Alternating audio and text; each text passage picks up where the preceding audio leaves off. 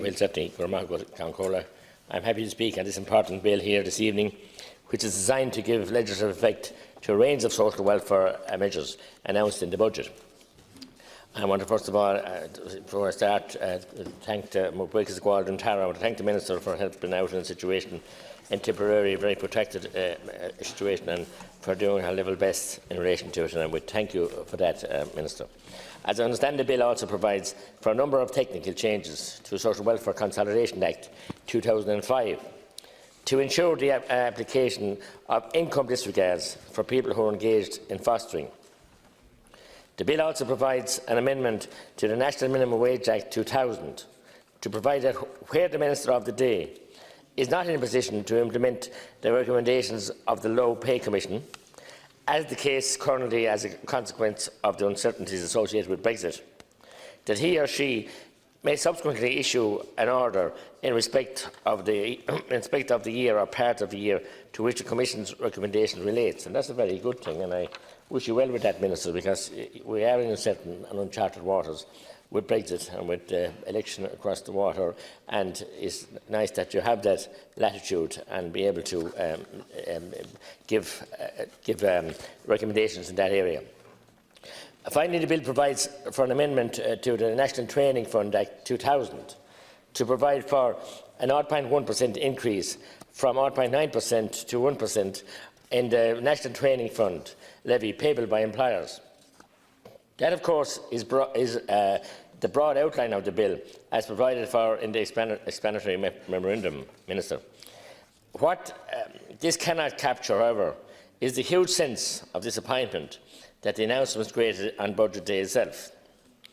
We know that groups like St Vincent de Paul, the family carers, who wear their bad cheer every time, I wear it all the times, who do so much good work, and us feel so, and not just this budget, Minister, feels left behind in the last 10 years, and they feel so saddened, you know, and they do give so many hours of care.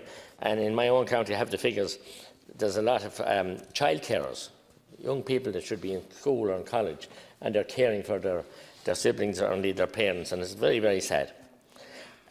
We know that, as groups like St Vincent de Paul and family carers were bitterly let down in terms of the poverty-proofing measures that were not addressed on the day, and they did expect, you know, with the recovery in the economy, that they may get some a little bit. I do want to acknowledge, however, that in terms of rates of assistance for job seekers allowance, Section 4 provides that the reduced rate of job seekers allowance for claimants aged 18 to 24 will no longer apply where the claimant lives, and I welcome that, Minister, wholeheartedly. It was very hard on those cohorts of young people. I know the reasons were put behind it when they came in, but still it was very, very hard, and very hard on their families too, not be getting the full rate, and it was discriminatory against them as far as I'm concerned, and I compliment you on raising that. Independently, as I said, independently and in receipt of housing supports, those young people, the full rate of job seekers allowance will be paid to these persons with effect from the 1st of January 2020, and that's rud on a fault or fault. That is very much to be welcomed, as I said. As Social Justice Ireland have pointed out, adequate social welfare payments are required to prevent and address poverty, and that is very, very true. Previous speakers have said, and you know that yourself, Minister. You work in the constituency, and you know it in your clinics, and you know it from dealing with families all the time. Without the social welfare system, 43.8% of the Irish population would have been living in poverty in 2017. Social Justice Ireland also point out that such an underlying poverty rate suggests a deeply unequal distribution of direct income. That continues to this day, Minister. In 2017, there were just over 760,000 people in Ireland living below the poverty line. Of these, approximately 230,000 were children. Some progress has been made, and that has to be welcomed and addressed, but it's happening at a pace that we would like. It's not happening at a pace that we would like. No, it's certainly not. I know from data I have received from your Minister's Department that more than 5,000 people in Tipperary, 5,000, have received exceptional needs and urgent needs payments, totaling 1.8 million in this year alone. That's a huge sum, and I do thank the community welfare officers, as we used to call them, I know what we call them now, and the people, years ago they were called the relieving officer. There's some awful names over the years, but nonetheless, they're a great bunch of people, and they do work very hard, and I want that to be acknowledged, Minister, in your department, and they do. And they get a lot, sometimes they get tall tales as well, and they have to make an assessment, and sometimes they get mistreated and abused, and they shouldn't. They have a hard job to do, and clearly they do a good job, and I really want to thank them and support them. But it highlights that people cannot live on what they have or meet the basic needs in most cases, and exceptional needs can arise, as you know. Being a family person, any of us know exceptional needs can arise, in the event of climatic occurrences. But apart from that, normally run-of-the-mill accidents can happen in households and damage to equipment and unavoidable. And they need to be able to have that flexibility, the community welfare officers.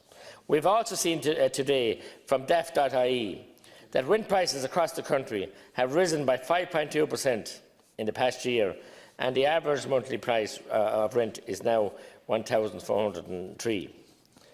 In my own county of Tipperary, the average rent is almost $900 per month, which, relatively speaking, represents year-on-year change of 8.7%. The price of the rent is driving families into poverty, Minister. They simply cannot afford to cope with further growth in this area.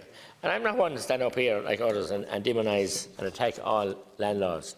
There are many, many very good landlords. There are many people with only one house, and they might have inherited or they might have bought it for that matter, and they are very good exceptional relationships with their tenants. But we have a policy here of the left especially, haranguing and barraging the landlords.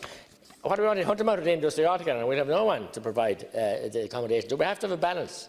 And we have to have respect, and respect goes both ways, with the tenant and the landlord. And there are some bad tenants and there are some bad landlords. And that's clearly can be said. But we need to have our priorities right, and we can't keep demonising the landlords that we have, because they do provide, and they do their best to give accommodation to people where the state is unable.